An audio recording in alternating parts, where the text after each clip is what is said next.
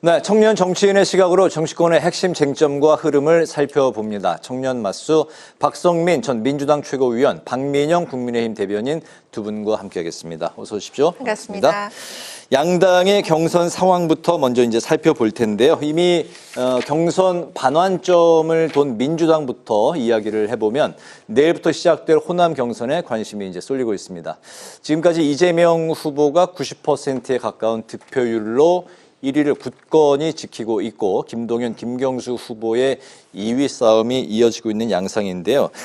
민주당 권리당원이 가장 많은 지역이고 또 텃밭인 호남 경선에서 민심이 어느 정도 누구에게 표를 어느 정도로 또 몰아줄지 먼저 첫 번째 이슈 박성민 최고부터 좀 들어볼까요? 네, 저는 일단 지금 방금 앞서서 앵커께서 언급을 해주셨는데 지금 저희가 뭐 영남권 그다음에 충청권까지 이제 경선을 누적해서 보면 네. 이재명 후보의 득표율이 지금 89.56% 정도 됩니다. 그러니까 거의 90%에 가까운 득표를 보이고 있는데 이 호남에 가서도 저는 이재명 후보를 향한 지지가 어느 정도 굳건하게 형성이 될 거다라고 봅니다.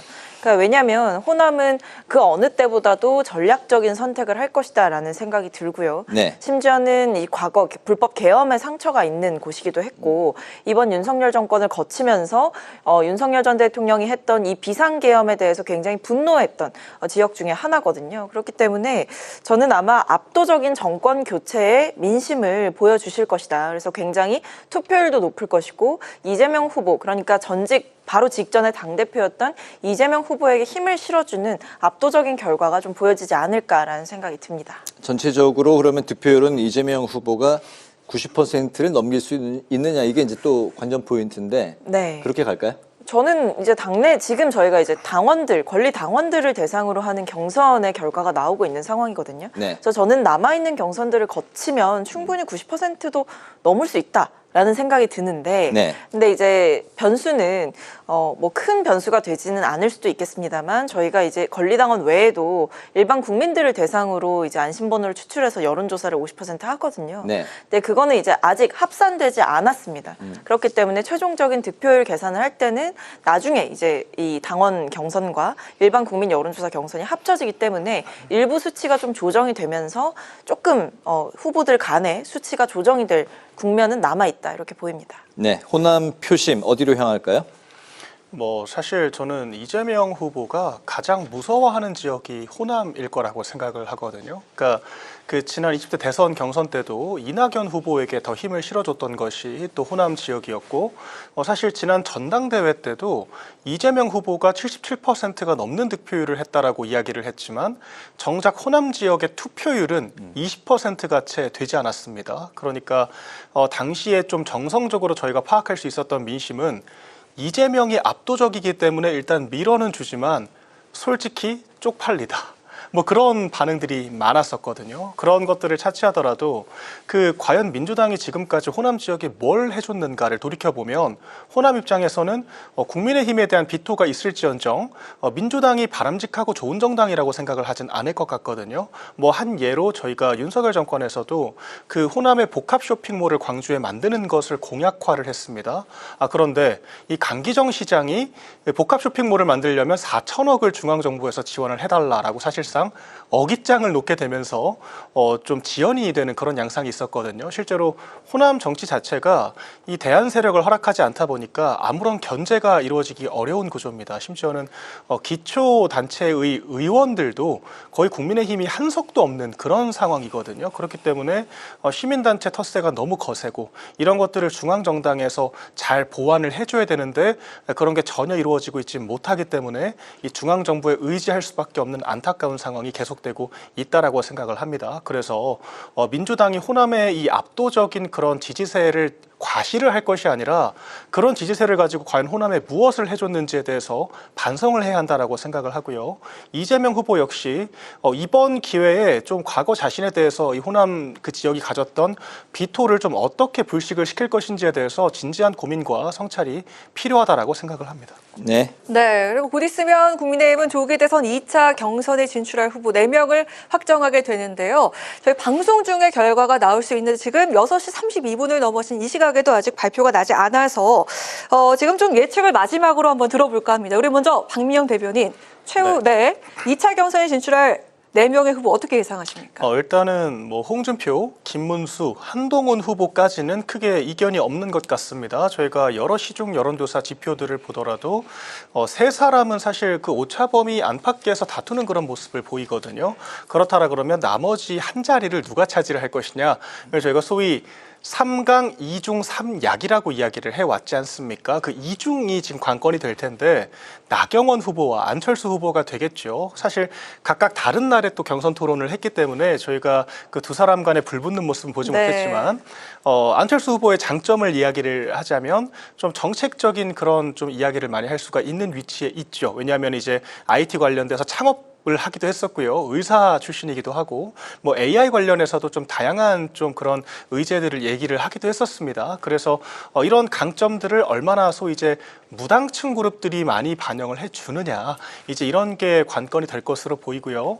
나경원 후보 같은 경우에는 그런 어떤 행정가적인 면모보다는 조금 더 당심의 그런 기대서 어필을 하는 측면들이 있었지요. 그래서 실제로 우리 당이 앞으로 나아가야 할 방향이 무엇인지, 그리고 탄핵 국면에 대해서 우리가 어떻게 극복을 해야 하는지에 대해서 이 당에 오래 몸담았던 중진 의원으로서의 그런 노련함을 보여줬다라고 생각을 하기 때문에 좀 당심이 조금 더 폭넓게 반영이 될 경우에 나경원 후보가 4강에 진출할 가능성이 상당히 높아 보인다라고 저는 생각합니다. 네. 우리 박성미 전 최고위원 생각도 한번 들어볼까요?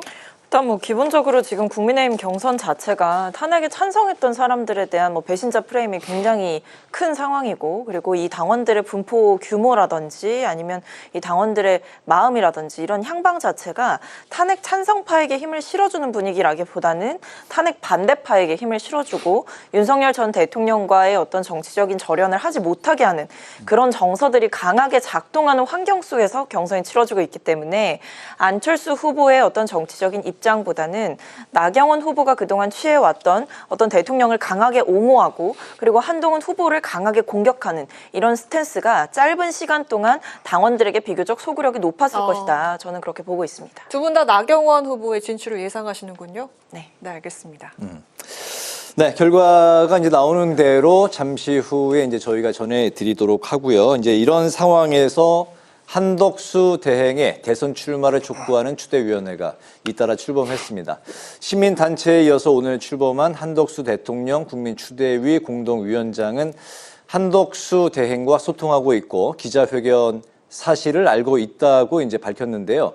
한 대행이 공식 입장을 발표할지, 일단 한 대행의 출마 여부부터 이제 좀 몇 주째 계속 이어지고 있는 상황인데, 어쨌든 마지막 막판까지 왔는데 가능성에 대해서 어떻게 예측하고 계시고, 만약에 발표를 한다면 그 시기가 좀 언제쯤이 될까요? 5월 4일까지는 발표를 해야 된다면서요? 맞습니다. 네. 공직자 사퇴 시한이 그렇죠. 5월 4일까지이기 때문에 그 네. 전에 결정을 해야 되는데요. 사실 한덕수 권한대행의 이 대선에 대한 입장이 미묘하게 변했습니다. 처음에는 대선의 디귿자도 꺼내지 마라, 그리고 출마의 치읓자도 꺼내지 마라, 그렇게 단호하게 이야기를 했었는데 그랬었죠. 사실 네. 좀 중간부터는 조금 여러 요청들이 있어서 고민 중에 있다라고 이야기를 했죠. 트럼프 대통령과의 통화에서도 비슷한 이야기를 한 것으로 전해지고 있고요. 또한 최근에는 노코멘트라고 한 언론 인터뷰에서 입장을 밝혔습니다. 네. 보통 저희가 노코멘트라고 하는 것은 긍정의 의미로 해석이 되죠. 그래서 저는 이런 좀 표현의 변화로 봤을 때 상당히 출마 가능성이 높아지고 있다라고 보고요. 이런 좀 워딩뿐만 아니라 한덕수 권한대행이 이 민주당이란 정당에 대해서 상당한 분노와 문제 의식을 느끼고 있다라고 전해지고 있습니다. 그럴 수밖에 없는 것이 윤석열 정권에서 3년 동안 총리 역할을 재임을 하지 않았습니까? 그 과정에서 민주당이 얼마나 좀 현실 가능하지 않은 법안들을 일부러 통과를 시켜서 제의 요구를 유도를 하고, 특검 법안을 수십 차례 밀어붙이고, 국무위원들을 30차례 줄탄핵을 하고, 심지어 본인까지 탄핵이 당했었죠. 이런 상황들을 모두 봤기 때문에 민주당이 국익을 위하는 정당이 아니라 정말 정쟁에 함몰되어 있고 자기들의 어떤 이익만을 위하는 정당이구나라는 인식이 관료임에도 불구하고 정말 강하게 저는 각인되어 있을 거라고 생각을 합니다. 그렇기 때문에 이재명을 막을 수 있는 후보가 없다라고 하면 출마를 하겠다라는 의지까지 굳힌 것으로 저는 알고 있고요. 그래서 이런 의지들을 반영해서 저는 내주 초 늦더라도 내주 초까지는 그런 결심을 굳히고 어떤 구체적인 액션, 행보를 보이지 않을까라고 예상하고 있습니다. 네, 그런 어쨌든 이제 그 박민영 대변인은 다음 주 초에 출마 선언을 할 거다. 네. 이렇게 이제 예측을 하시는 상황인데 민주당 그 진성준 정책위 의장이 심판이 선수가로 뛸지 안 뛸지를 아직까지도 밝히지 않고 있는 상황에 대해서 탄핵 재추진을 해야 된다 이렇게 강하게 이제 주장을 하고 있는 상황이에요. 한덕수 대행의 출마 여부 좀 어떻게 보십니까? 저도 이쯤 되면 이제 출마를 하는 게 확실시 됐다라고 보고 있습니다. 왜냐하면 한덕수 대행이 정말 출마할 생각이 없었다라고 한다면 아직까지도 NCND 그러니까 대답을 하지 않는 이런 네. 전략적 모호성을 취할 이유가 없는 거거든요. 사실 이 논란은 한덕수 대행에게도 정치적인 부담이 될 수 있는 논란입니다. 그렇기 때문에 본인이 정말 불필요한 오해를 만드는 게 싫고 대선 출마의 의지가 전혀 없다라고 한다면 즉시 이 국민들 앞에서 저는 대선에 출마하지 않습니다라는 입장을 진지게 밝혔어야 되는 게 맞는데 지금 보면 뭐 여러 가지 지역 일정을 거치는 것도 그렇고 아니면 이 우리 정부와 이 미국 행정부 간의 어떤 통상 교섭 이런 일정을 공개하는 것도 그렇고 여러 면에서 지금 한덕수 대행이 현안에서 본인의 어떤 존재감을 드러내기 위한 여러 가지 노력을 하고 있다 이렇게 볼 수밖에 없고요. 그러다 보니까 한덕수 대행이 공정한 어떤 선거 관리를 할 수 있을까에 대한 의구심이 커지고 동시에 권한 대행으로서 사심 없이 국익을 위해서 헌신할 수 있느냐 이 지점에 대해서 굉장히 의문이 커지는 상황입니다. 결국에 권한 대행이라는 지위를 이용해서 공직자 사퇴 시한 전까지 최대한 직전까지 시간을 끌면서 권한 대행의 신분을 활용해 본인의 선거운동을 하기 위한 어떤 발판으로서 이 자리를 삼고 있는 게 아니냐라는 비판을 민주당 입장에서는 할 수밖에 없습니다. 네. 네, 그리고 이재명 민주당 대선 경선 후보가 상법 개정안 재추진 의사를 밝혔습니다. 코스피 5천 시대를 열겠다 이렇게 공언을 했는데요. 그래서 국민의힘은 개미 투자자를 몰살시킬 것이라면서 민주당식 반시장 포퓰리즘을 막겠다 이렇게 강조를 했습니다. 이렇게 양당이 맞붙게 된 상법 개정 재추진 우리 박민영 대변인 어떤 결과가 나오면 좋을까요?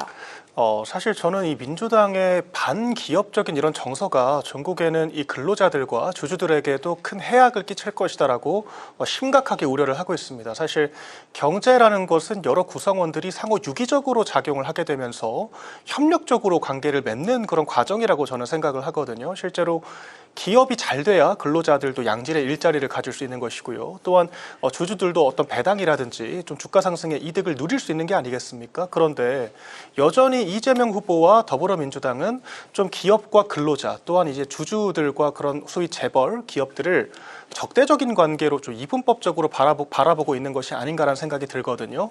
이 상법 개정이라는 것이 좀 쉽게 이야기하면 그 주주들에게 그 충실 의무를 갖도록 강제를 하자라는 것입니다. 그러니까 주주들의 이익에 반하는 그런 의사결정을 하지 말라라는 것인데 그런데 이 주주들의 이익이라는 것이 자본시장에서 발현이 되는 것이거든요. 그런데 기업은 비단 자본시장의 이익뿐만 아니라 실제 기업의 성장과 가치에 대해서도 투자를 해야 되는 것입니다. 장기적인 관점에서 투자를 해야 단기적으로는 리턴이 없다라고 하더라도 전국에는 기업이 성장을 할 수가 있는 거거든요. 그리고 기업이 장기적 관점에서 성장 중심적으로 투자를 해야 그것이 전국의 기업 그 근로자들과 주주들의 이득으로 돌아오는 것입니다. 그런데 이 단기적인 성과에만 매몰될 수밖에 없는 이 상법 개정을 관철시킴으로써 오히려 그 기업의 장기적인 성장을 불가능하게 만들고 그것들이 전국에는 주주들에게도 저는 불이익이 될 수 있다라고 생각을 하기 때문에 이렇게 좀 단편적인 그림만을 가지고 법안을 통과시키는 것은 바람직하지 않다라고 생각을 하고요. 또 한편으로는 기업을 옥죄기에 앞서서 우리가 기업의 과도한 규제에 대해서는 또 어떻게 관리를 해야 될 것인지에 대해서 좀 양가적으로 봐야 되거든요. 그런데 상속세 완화도 사실상 불발이 됐죠. 그리고 52시간 유연화 같은 경우에도 반도체 분야에 국한시킨 것조차도 특례 도입이 어렵다라고 민주당은 결론을 냈고요. 사실상 양대 노총에 굴복하는 모습을 보였습니다. 이런 상황에서 우리나라 기업들이 그 미국의 관세 그런 전쟁에 협의를 사실상 굴복을 함으로써 지금 그 현대자동차는 21조 원 가량을 투자를 하겠다라고 했잖아요. 이런 것들이 우리나라의 투자가 이루어져야 우리나라의 근로자들이 또 일자리가 창출이 되는 것인데 언제까지 이렇게 기업을 옥죄기만 할 것이냐. 그래서 기업이 언제든지 우리나라 떠날 수가 있는, 그리고 해외 법인을 만들어서 해외를 오히려 이롭게 만들 수도 있는 그런 능동적이고 자유로운 주체라는 것을 하루빨리 좀 깨닫고 이것을 상생의 관점에서 바라보는 의사결정을 해주시기를 간곡히 제가 부탁을 드리겠습니다. 네, 국민의힘 측에서 반기업적이다라는 얘기를 내놨고 재계에서도 좀 난색을 보이고 있습니다.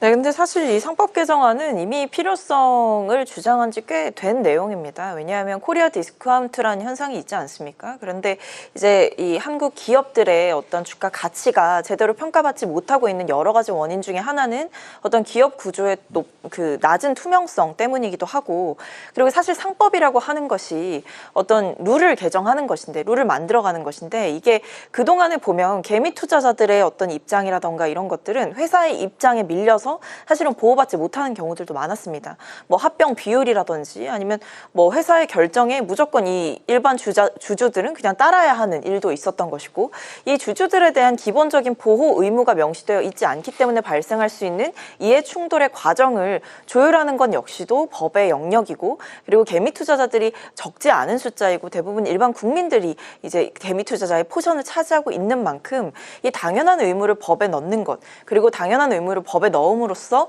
그동안 기업 구조의 어떤 불투명성이라던가 이 부족했던 어떤 주주들에 대한 여러 가지 고려들을 보강하는 것은 굉장히 당연하게 필요한 이야기다라는 생각이 듭니다. 네. 마지막 이슈인데요. 윤석열 전 대통령이 신당 창당을 추진했던 변호사들과 저녁 식사를 했던 그 사진이 공개가 된 상황에서 민주당은 사저 정치가 시작됐다, 이렇게 이제 반발하면서 재구속을 주장을 했고, 국민의힘 역시 고심이 좀 깊어지고 있는 상황인데, 이런 상황에서 지금 속보가 들어왔습니다. 네. 국민의힘 2차 경선 진출자 4명이 발표가 됐는데, 김문수, 안철수 후보가 됐네요. 한동훈, 홍준표 후보, 이렇게 1차 경선을 통과했습니다. 맞습니까? 네.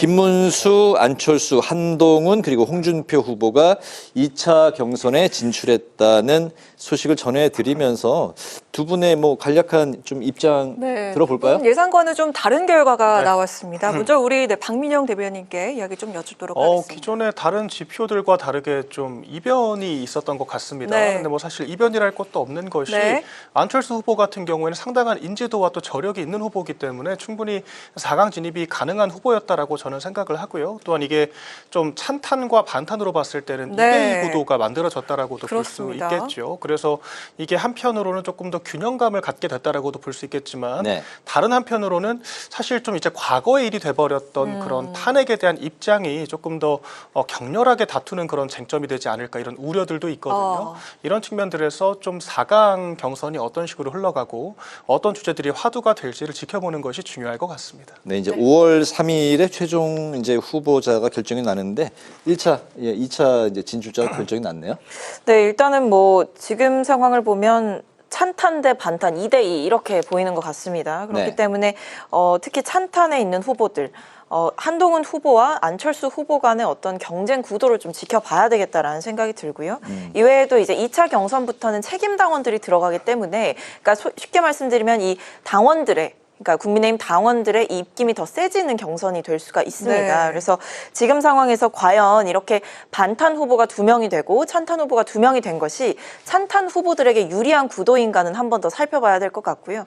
오히려 이 반탄 후보들이 보다 공고하게 입지를 다지는 2차 경선이 될 수도 있다라고 조심스럽게 예측을 드려봅니다. 자세한 소식은 9시 45분 뉴스 945에서 전해드리겠습니다. 조금 전에 이제 마지막 이슈를 언급하다가 이제 말았는데, 어쨌든 이제 그 윤 전 대통령이 탄핵 이후에도 이제 공개적인 행보 이런 게 이제 알려지면서 여러 가지 이제 구설에도 오르고 있는 상황입니다. 이런 상황에서 이제 국민의힘 조기 대선을 앞두고 윤 전 대통령과 과연 그 관계 설정을 어떻게 하느냐가 국민의힘에는 좀 커다란 중요 이슈가 될 것 같네요. 네, 근데 저는 그것을 뭐 끊어내느냐 아니면 품느냐, 이 두 가지 이분법으로 바라볼 문제가 아니라고 생각을 합니다. 그러니까 대통령에 대해서 뭐 다양한 당원들의 의사가 있을 수 있는 것이고요. 또한 후보들 역시 각자 입장이 있을 수 있는 것입니다. 저희가 네. 그런 것들을 인위적으로 조정을 하려고 하다 보면 다른 입장을 가진 그런 당원들과 또 후보들, 그 국민들의 반발을 살 수가 있는 거거든요. 그렇기 때문에 저는 지금 저희 경선 자체가 바람직하게 흘러가고 있다라고 생각을 합니다. 그러니까 다양한 의견들이 표출이 되고 그런 것들을 자정을 찾아가는 과정이라고 저는 생각을 하거든요. 그래서 후보들이 각자 입장을 표출을 하면 그 입장에 대한 각자의 후보들에 대한 그 당원들과 국민들의 평가가 있을 것이지 않습니까? 그런 네. 측면에서 어떤 식으로 저희가 좀 중의를 모아야 될지에 대해서 조만간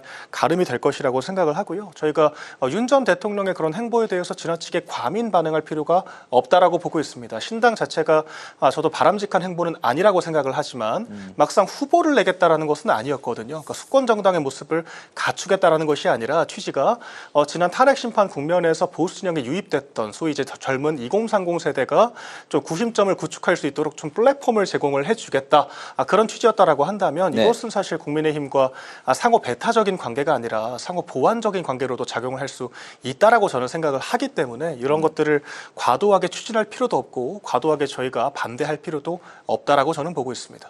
네, 박성민 최고. 일단은 윤석열 전 대통령이 이렇게 행동하는 이유는 이제 본인의 내란죄 관련된 형사재판이 남아있고 그것을 계속 치러나가야 되는 과정 속에서 유일한 방패막이가 될 수 있는 게 본인의 정치적인 영향력이라고 생각을 하는 것 같습니다. 그래서 그 영향력을 계속해서 존재한다라는 것을 확인하고 확인받으면서 그 과정 가운데에서 조금이라도 틈을 보려고 하는 심산인 것 같은데 지금 구도를 보면 굉장히 묘한 게 그동안 이 윤석열 전 대통령이 파면되기 전까지는 국민의힘이 윤석열 전 대통령을 놓으려고 잘 하지 않았는데 지금 보면 오히려 경선 과정에서는 윤석열 전 대통령의 이름을 언급하는 것을 회피하는 모습이 보여지거든요. 근데 오히려 윤석열 전 대통령은 이 탄핵되기 전보다 지금 더 정치에 보다 본격적으로 뛰어드는 모양새입니다. 그러니까 결국에는 지금 보면 국민의힘 입장에서는 경선이 흥행해야 되는데 한쪽에서는 무소속 출마론을 이야기를 하고 있고 심지어 한쪽에서는 윤석열 대통령발 신당 창당론이 이제 대두되게 되면서 국민의힘의 경선에 완전히 김이 빠져버리는 이런 일들이 반복되고 있다. 그래서 지금 보면 지금 국민의힘은 윤석열 전 대통령을 출당도 제명도 시키지 못하고 있는 형국이라 이게 굉장히 관계 설정이 꼬여버렸다 이런 생각이 듭니다. 네, 알겠습니다. 오늘 청년 맞수 이제 마치도록 하겠습니다. 지금까지 박성민 전 민주당 최고위원, 박민영 국민의힘 대변인 두 분과 함께했습니다. 말씀 잘 들었습니다. 고맙습니다. 고맙습니다.